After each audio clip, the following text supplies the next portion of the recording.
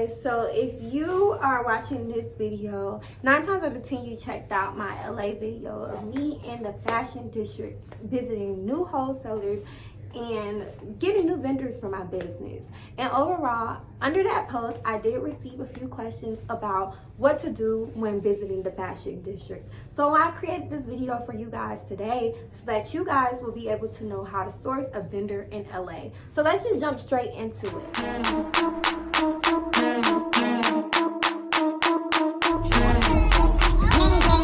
Hey, yo.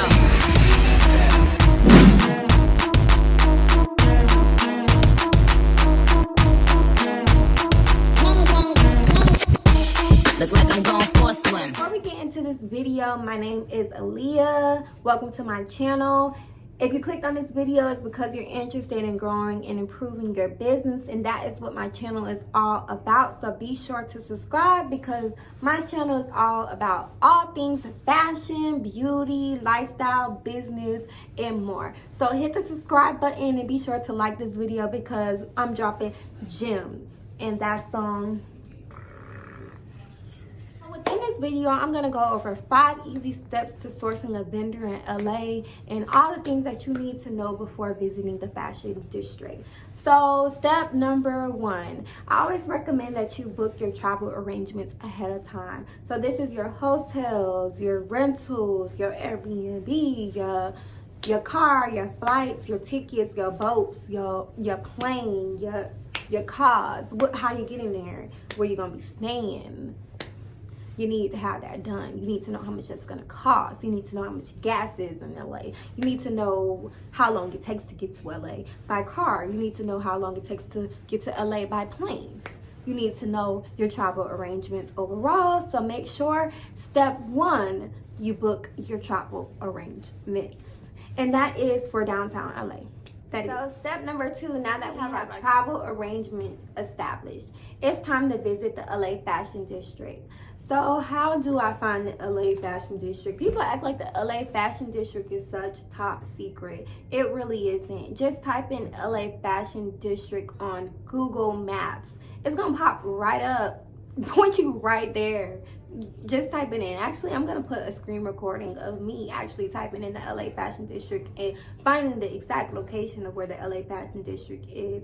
It's not a top secret place to find, I promise you guys. If you guys type in LA Fashion District on Google Maps, it'll pop right up and woo, bada bing, bada boom. LA Fashion District, we're here. So now on to step number 3. Step number 3. Okay. So this is where it gets a little tricky there because you can have your Airbnb booked. You can know where the LA Fashion District is. But if you don't know what the vendors accept to actually go into their business, their places of business, then you're really just gonna know where the LA Fashion District is, just gonna be in LA with the Airbnb, because if you don't have the correct business credentials, then a lot of vendors won't even accept you into their place of business. A lot of vendors will allow you to walk in clean straight without no seller's permit, no EIN number, no any business credentials. A lot of vendors will, but the vast majority of vendors do require a business ID, a seller's permit, 2 invoices. So make sure that you have that information when visiting the LA Fashion District, because you don't want to be in LA just in an Airbnb, because we did not come to LA to have fun. We came to LA to work, okay? And this is where the money resides, So make sure that you make this trip to LA intentional and purpose-filled, and make sure that you have your seller's ID, your permit, your EIN number, and 2 invoices. Why I be holding up the wrong amount of fingers like that? 2 invoices. So don't think I meant 4, but 2. But if you want to be on the safe side, bring 4 just in case 2 of your invoices are incorrect and unacceptable. So go ahead and bring 4 just to be on the 4 just to be on the safe side. I give you a good price if you buy today. Oh man, so tomorrow you're gonna be so tired.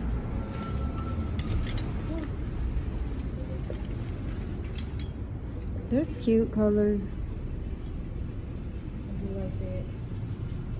Do you have a WhatsApp? But you cannot feel everything, honey. Step number 4. Now that we're in the door, our foot is in the door. We just kick them doors down. Now we in here. All right. So what you're gonna do when you get there? You're gonna exchange information with the vendors. Make sure that you have your business cards on hand. Don't just collect the business card from a vendor. Exchange business cards. So go ahead and give the vendor that you're contacting your business information so that they can take you serious as a brand, because of course a lot of people walk into the LA fashion district every day, and a lot of people are just walking by, passing buyers, just walking by in LA, just see something cute and want to purchase something from a vendor or something of that nature. A lot of vendors aren't going to take you serious, and that's true, and that's just the reality of it. A lot of vendors aren't going to take you serious, but when you have your business card, it's already making them take you a lot more serious. They're able to get a gist of your brand just from your business card. If you don't have a business card, pull up your Instagram, show them what you do, show them how you need them as a vendor, show them how you're going to make them money, because it's not just, oh, I got a vendor, the vendor, I'm making money off the vendor. No, the vendor makes money off of you. Your vendor wants to keep you happy, especially if you bringing in them coins. So don't ever feel you're the Beyonce. In reality, your vendor only wants to work with people that they feel like are gonna be worth working with, because out in the LA fashion district, so many brands in the United States actually source their items from the LA fashion district. So think of the biggest brands that you could think of, like Fashion Nova, Sorella Boutique, J Closet Envy. All of these people are in the LA fashion district shopping for their brands. Their brands that produce over millions and millions and millions of customers each year. So when you're talking about a small business and a business that's on the come up, vendors definitely do have priority for those bigger brands. So you want to make sure that your business gets taken serious. And by bringing a business card, it's just one easy way to make your brand get taken a lot more serious, okay? Hopefully I wasn't rambling just to let you know all that. But it was important because I don't want y'all to let step 4 go over your head. But anyways, exchange contact information with your vendors. So get their business card, you give them a business card. That's an exchange of contact information, right? Cool. And the last step. This is a step that we all must keep. You know what? Because after the LA trip, the trip is going to end. And when the trip ends, you don't want to not be in contact with the people that you met. So one thing that I do recommend to do immediately is just to write them. Just go ahead and write them on WhatsApp right there in the place if you want to. If you don't have time to do it as you scout new vendors out, just wait until you get back to your Airbnb or your hotel later on that evening and contact all the vendors that you reach out to, all their vendors that you exchange contact information with that day. Go ahead and contact all those vendors and let them know, hey, my name is da-da-da-da-da. I'm gonna just use myself for an example. Hey, my name is Aaliyah, and I'm the owner of Vanity Affair Co. I met you earlier today at the Wholesale District. This is my brand. I want to keep in touch because my brand is located in Tallahassee, Florida, and I was just traveling here on a business trip, so I want to keep in touch so that we can do business long distance.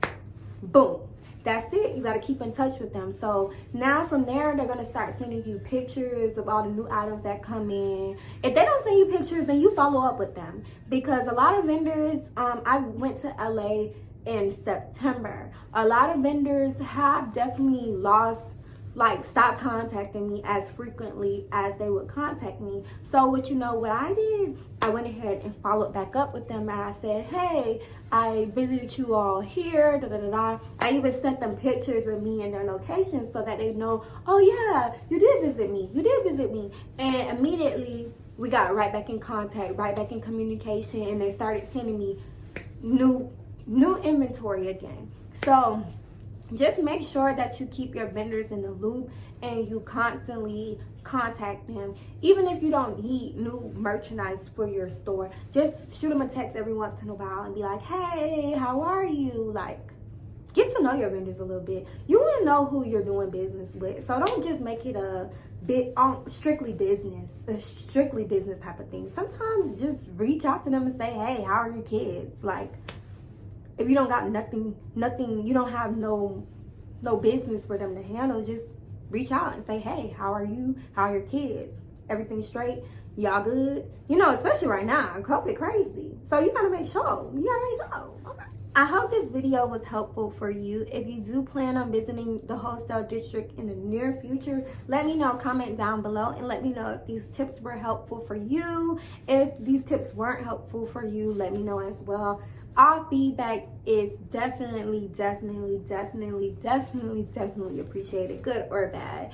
And while you're down there, comment and be sure to like and subscribe as well, because we're just getting started and we're here at the Build It Like a Boss boot camp. This is what we're gonna call the series, or which one? Let's vote on it. Which one do y'all want the series to be called?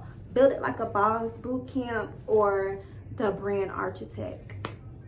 Let me know, because I'm really leaning towards the Brand Architect as opposed to the Build It Like a Boss boot camp. I just want it to be like a series that's included within the Brand Architect. But let me know what you think, and be sure to like, comment, and subscribe, and see you guys in the next. I just broke something in my jacket. See you guys in the next video.